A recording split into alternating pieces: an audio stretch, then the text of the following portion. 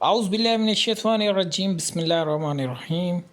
शुरू अल्लाह ताला के बाबरकत नाम से जो बड़ा मेहरबान और निहायत रहम करने वाला है।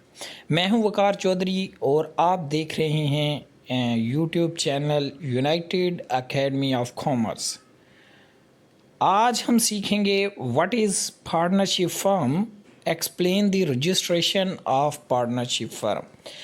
पार्टनरशिप फर्म एक्चुअली क्या है और उसकी रजिस्ट्रेशन का कंप्लीट प्रोसेस क्या है और उसमें उसके रजिस्टर्ड हो जाने के बाद एडवांटेज क्या है, और अगर फर्म रजिस्टर्ड नहीं होती तो उसके अगेंस्ट क्या क्या डिसएडवांटेजेस सामने आते हैं। सबसे पहले पार्टनरशिप की डेफिनेशन मैं आपको बता दूं। Partnership is a relationship between two or more persons carried on by all or any of them acting for all। Partnership दो या दो से ज़्यादा लोगों के दरमियान रिश्ता ताल्लुक़ है जिसमें सभी मिलजुल कर काम करते हैं या कुछ लोग बाकियों के लिए काम करते हैं। पार्टनरशिप इंडियन एक्ट 1932 के तहत स्टार्ट की जाती है। आज भी पाकिस्तान में पार्टनरशिप जो है वो 1932 के तहत ही बनाई जाती है। अगर दोस्तों आपको पार्टनरशिप करनी है, वो पार्टनरशिप अगर आपको बैंकिंग सेक्टर में करनी है तो मैक्सिमम मेंबर आपके 10 से नहीं बढ़ने चाहिए, और अगर आपको पार्टनरशिप करनी है बैंकिंग से हट के किसी और बिजनेस में तो मैक्सिमम मेंबर्स 20 से एक्सीड नहीं करने चाहिए, और कम से कम मेंबर तो दोस्तों इसके 2 हैं। हमारा जो टॉपिक है वो आज इसको रजिस्टर्ड करके आगे चलाने का है।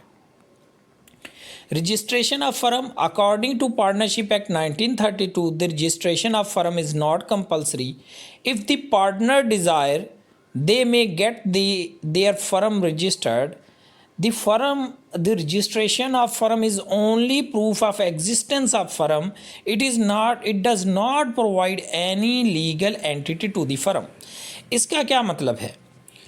तो दोस्तों अगर आपने फ़र्म रजिस्टर्ड करवा ली तो उससे आपकी फ़र्म एग्जिस्ट करती है और आपकी फ़र्म की लीगली थोड़ी वैल्यू तो बन जाएगी, लोगों में आपकी फ़र्म की क्रेडिबिलिटी हो जाएगी।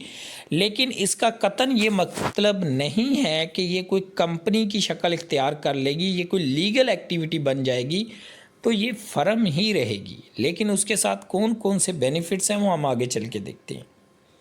प्रोसीजर क्या है? अगर आपको खुद की पार्टनरशिप फर्म को रजिस्टर्ड करना है तो उसके लिए सबसे पहले आपको दोस्तों सबमिशन ऑफ एप्लीकेशन करनी पड़ेगी। रजिस्ट्रार ऑफिस में अपनी एप्लीकेशन सबमिट करवानी पड़ेगी।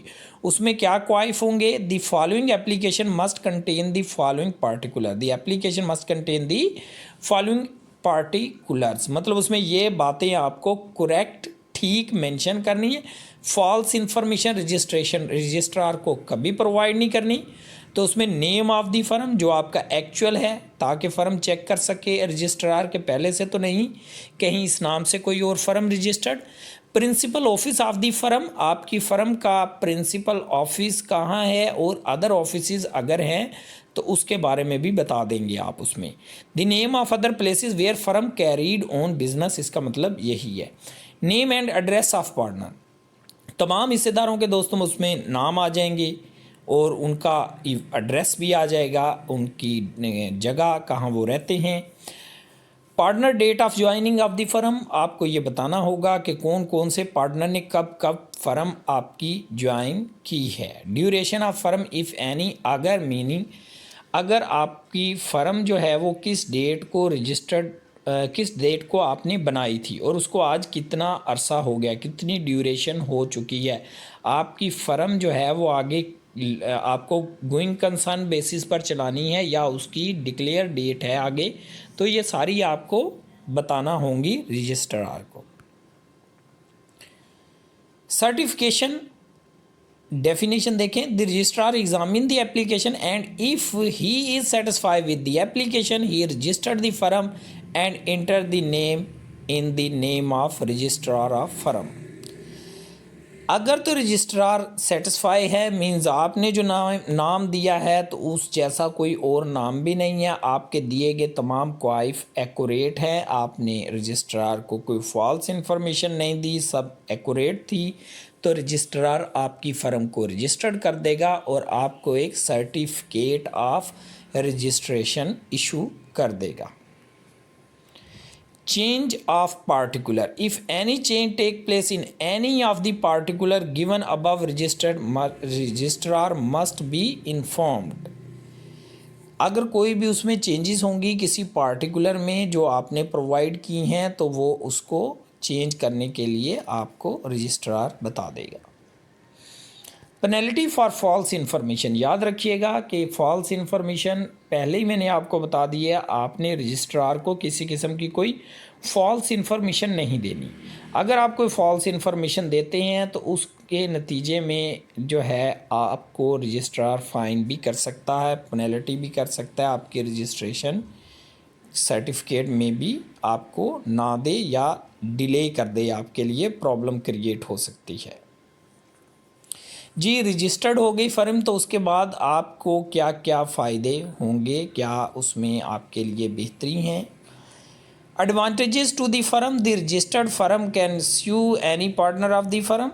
Registered firm can file a suit against the firm, against the third party. The registration increase goodwill of the firm. उससे क्या होगा देखें, फ़र्म जब आपने रजिस्टर्ड करवा ली तो फ़र्म किसी भी पार्टनर के अगेंस्ट केस दायर कर सकती है और किसी से के भी थर्ड पार्टी के अगेंस्ट क्लेम हो तो उसके अगेंस्ट केस दायर कर सकती है अपनी फ़र्म के नाम के साथ। रजिस्ट्रेशन से मार्केट में रिप्यूट अच्छी हो जाएगी, फ़र्म की गुडविल बढ़ जाएगी। Registered firm attract large capital, मतलब ना सिर्फ आप की फ़र्म रजिस्टर्ड होने से नए पार्टनर के लिए आना आसानी है बल्कि इसके साथ साथ क्रेडिटर भी रिलाई करते हैं। क्रेडिटर्स भी आपकी फ़र्म के लिए कर्ज़ा जो है वो आसानी से ज़्यादा आपको देंगे, इसलिए आप लार्ज फंड जनरेट कर सकते हो। Partner of registered firm can sue in court to settle their dispute. झगड़ा हो गया, मसला हो गया तो उसमें कोई बड़ा वडेरा डालने की ज़रूरत नहीं है, सिंपल कोई कोर्ट में आप अपनी फ़र्म के नाम से उस पार्टनर के अगेंस्ट केस दायर कर सकते हैं। Partner can sue the firm for their claims, अपने क्लेम के लिए पार्टनर जा सकता है कोर्ट में लेके फ़र्म को। New person has less doubt to becoming the partner, simple सी बात है, उसे पता है कि यार ये फ़र्म अगर रजिस्टर्ड है तो इसमें जो बताए गए क्वाइफ हैं, जो बात की गई है वो एक्यूरेट है, जो कैपिटल मेंशन है तमाम हिस्सेदारों का, इसकी कितनी गुडविल है, क्या रिप्यूट है, तो उसको रिकग्नाइज़ करना ज़्यादा आसान है निस्बतन नॉन रजिस्टर्ड फर्म के।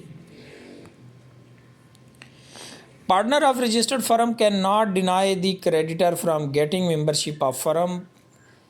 Creditor of the firm can hold all partner liable for the payment of their debt due by the firm.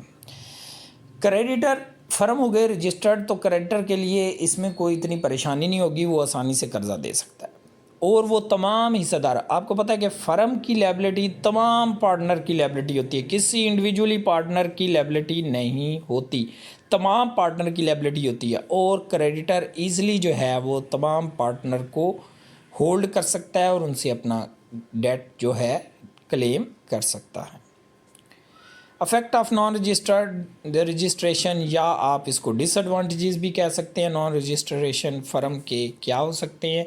Suit by the partner, partner case नहीं दायर कर सकता और उसमें फ़र्म भी किसी के अगेंस्ट सूट दायर नहीं कर सकती, आप केस नहीं कर सकते दूसरे पार्टनर के अगेंस्ट, थर्ड पार्टी के अगेंस्ट, और क्लेम की एडजस्टमेंट भी सही तरीके से नहीं होगी, कोर्ट में बाकायदा तौर पर केस दायर नहीं किया जा सकता फ़र्म के नाम से।